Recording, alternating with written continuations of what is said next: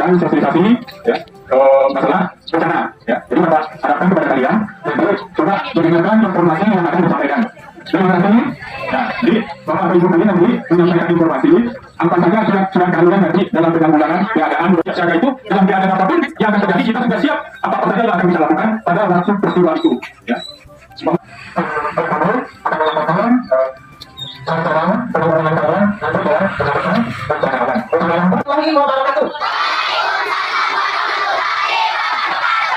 kasih untuk Bapak Kepala dan Ibu Masih Seluruh serta anak-anak muda kalian, anak-anak yang tercinta. Ibu dari Badan Penanggulangan Bencana Daerah BPBD Kabupaten Pesisir Selatan. Kalau di pusat namanya Badan Nasional Penanggulangan Bencana BNPB. Ya, karena BNPB mengkoordinir COVID. Jadi penyakit menular COVID ya itu disebut juga bencana, tapi bencananya non alam. Jadi bencana non alam. Ada Ibu Cecen dan Om Rizky. Jadi pertama mari kita menjadikan bersyukur kepada Allah Subhanahu wa taala karena Allah telah menganugerahkan kesehatan dan kekuatan sehingga pada pagi hari ini kita dapat berkumpul di dataran SD dalam rangka melakukan sosialisasi terhadap kebencanaan. Kemudian salah satu sangat kita bersyukurkan di hadapan yang mulia Imam kita Nabi besar Muhammad Sallallahu Alaihi Wasallam yang telah mengeluarkan umatnya dari kegelapan kepada yang terang benderang. Pak Kepala Sekolah, pertama izinkan kami memohon maaf dari Bapak Kepala ketika Indonesia sekalian karena beliau ada usaha penting yang tidak bisa ditinggalkan. Jadi beliau mohon maaf berkaitan dengan beliau hari ini. Sesungguhnya acara ini anak-anak sekalian ini market bencana. Market bencana apa? Karena di Kabupaten Desa Selatan tersilang di Bunda itu ada semua bencana. Yang tidak ada cuma satu. Apa itu? Karena kita tidak punya gunung. Gunung lintas itu yang penting ada gunung Kerinci. Paling dampaknya ada yang orang selatan yang akan terkena. Tapi kita tidak punya dampaknya itu tidak. Tetapi ada satu bencana yang anak-anak sebutkan tadi ada berupa ya. Tsunami itu merupakan bencana. Yang katakan bencana itu sesuatu yang tidak kita inginkan dan dampak sebenarnya itu adalah kerusakan atau kerugian kepada manusia. Kalau bencananya kita tidak bisa hindari seperti gempa, tidak bisa kita stop gempa. Tsunami datang tidak bisa kita stop.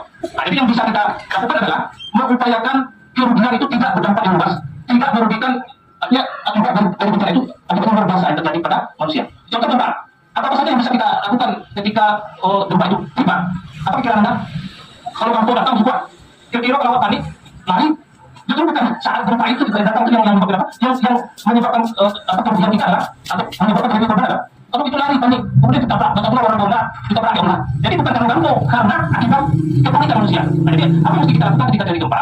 Kalau kita di dalam kelas itu pertama yang jelas kalau takut semua orang takut, tetapi tidak boleh panik histeris orang nangis lari ke kedua. Nah, itu menyebabkan jadinya korban. Jadi ketika terjadi gempa yang kuat itu yang paling kita lakukan adalah runtuhan dari bangunan itu. Maka langkah-langkah yang mesti anda lakukan adalah pertama bersembunyi di bawah meja, kalau meja kamu meninggal, kemudian tugas hanya melindungi kepala dari sekolah. Apa yang mesti dilakukan? Itu petunjuk. Yang anak ketika sudah berusaha petunjuk, ada komando, ada komando yang dilakukan oleh guru. Ada kemana antara lain diarahkan. Nah, terus itu kalau kita ketika punya di sini, ya, beberapa tahun kita punya yang berbeda, tidak menjadi satu. Jadi kalau kita risiko jatuh atau berbeda kecil, sebenarnya sebelum kita berpapar ya, tersebut. Karena masalah yang kita katakan, tapi dengan itu kita berfoto jangan. Jadi kita kemudian untuk berhubungan kecil. Kemudian apa? Ketika berupaya sangat dahsyat, nanti kalau bencana dahsyat itu apa anda sekalian? Itu kita bisa terjadi dulu sampai kita berhubungan. Itu berupaya dahsyat. Maka ketika berupaya dahsyat seperti itu, mesti kita waspadai bencana berikutnya. Apa kira bencana berikutnya? Tsunami. Tadi bukannya ada yang bilang tsunami. Kalau konsentrasi kita misalnya saat ini berada di sekolah, maka anda sekalian, ketika terjadi gempa itu jangan panik berpikir untuk pindah dulu. Anda yang paling penting adalah menjaga diri dari dampak gempa tadi. Jangan betul-betul melawan lalu sudah seperti itu tidak boleh. Maka mulai ada struktur yang dibuat oleh BPBD terhadap ketahanan bencana. Kita rencana itu dimulai dari tsunami. Di keluarga tadi yang produk bencana tadi ada perjanjian masing-masing kita. Kalau terjadi gempa dan ada risiko tsunami, dan hari amat rumah apa yang dia juga berapa pindah risiko lagi itu. Ini risiko tsunami. Apa yang dia pada pada jadi ketika ada bencana ada tsunami berapa orang banyak. Karena harus tahu bahwa ini lari ke tempat evakuasi tsunami belakang. Itu paling baik untuk sekolah ini. Kalau masalah yang berat kita bencana, risikonya apa? Ada jembatan. Lalu berapa yang saya kurang? Kemudian berapa? Misalnya berapa itu? Tapi besar kemungkinan kita tidak bisa menuju ke sana. Kemudian kita sampai di tempat itu sudah mengarah ke tempat lain. Jadi semakin memperbesar risiko untuk terjadinya dampak bencana. Nah, itu yang kita nanti dalam permohonan akan perlu ada proyek seperti setelah berapa kemudian tsunami itu paling lama itu setengah jam untuk itu kita bukan.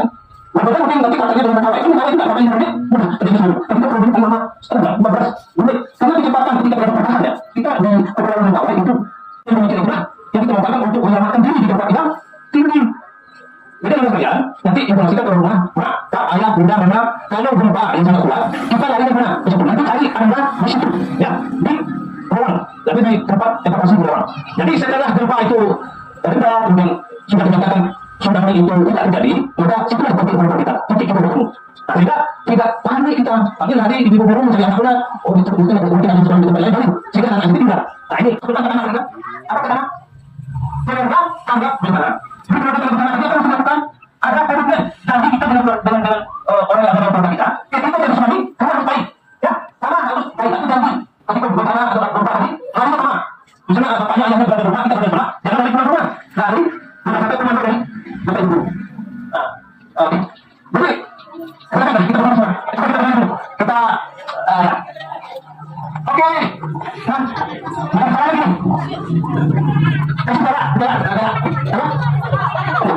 Jangan sedikit. Nanti kita bilang satu. Nah, hei, kita harus bersuara dari awal sampai tengahnya. Hei, satu, hei. Kita bilang dua, asik. Satu. Kita mana? Teman-teman. Hei, ya, jangan bersuara. Kita bunda kawannya. Kita tangannya.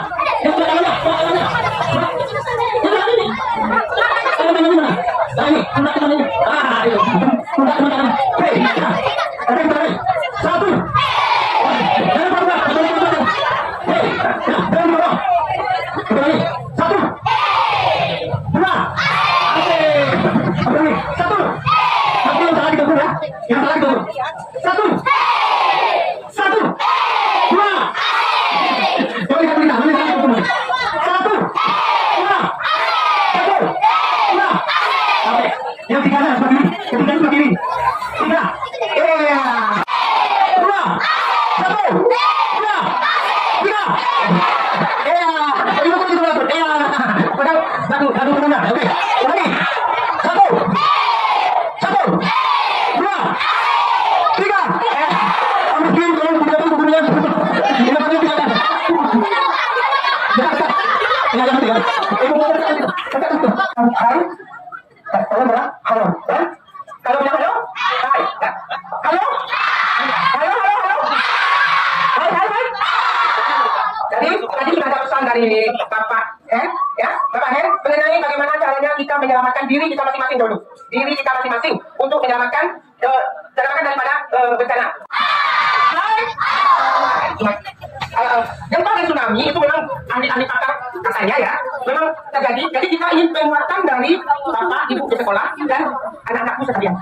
Ya, penguatan kita di sekolah itu ada statement Dikbud nomor 33 tahun 2018 ya. Silakan bapak ibu pelajari itu. Itu adalah mengenai sekolah penyampaian. Sudah semangat ya. Ya, kita nanti di YouTube selalu kita semangat di lebih bagus lagi. Ya, terima kasih. Oke, terima kasih. Kita SDN 26 Penang Selatan.